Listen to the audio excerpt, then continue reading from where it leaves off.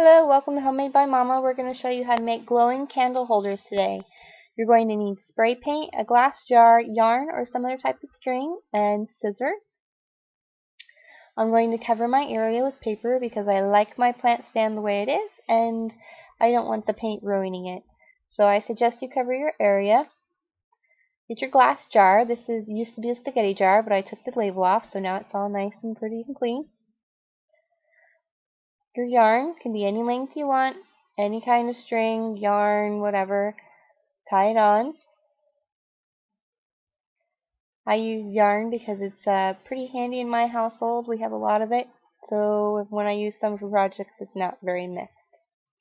Wrap your yarn around the jar. You can make it straight, crisscross, however you want. You can make one really thick line in the middle if you want. And that's the great thing about being homemade, is you can make it however you want it to be.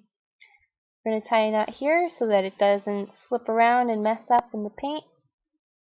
And then we're going to set it up.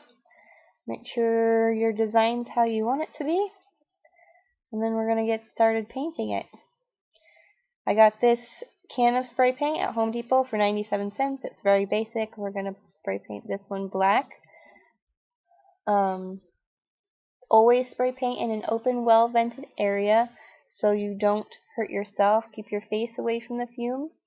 I'm spray painting in the lanai because it's windy outside and I don't want paint to go everywhere, but it's still very ventilated out here and all the screens around. Keep about the same distance from your jar so that you get a nice even coverage. Cover all your areas. You don't want anything showing through. That's what the yarn is for. When it comes off, it'll show through there. Get all the corners. Make sure it looks good how you want it to be. Now we're going to leave it here to dry, and we'll be back in a minute.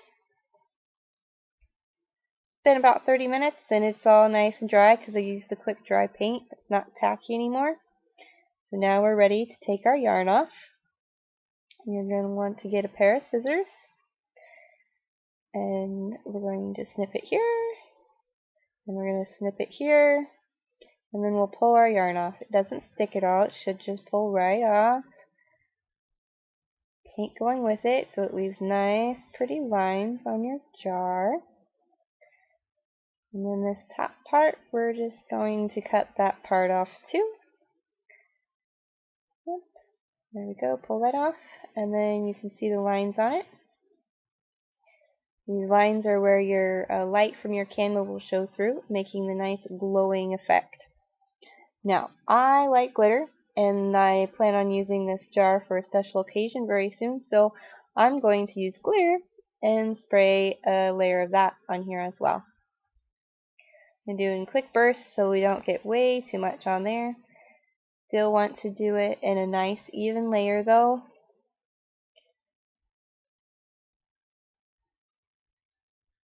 Spray it down, get it all good.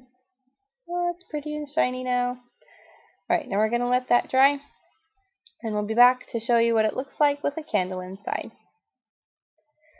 Now it's all dry. This is what it looks like with a candle inside. These are the three that I've made today. Black, gold, and white. All have glitter on the outside. This one and the gold one I made hang with a 28 gauge galvanized wire. It's thin enough, it just twists and ties like rope.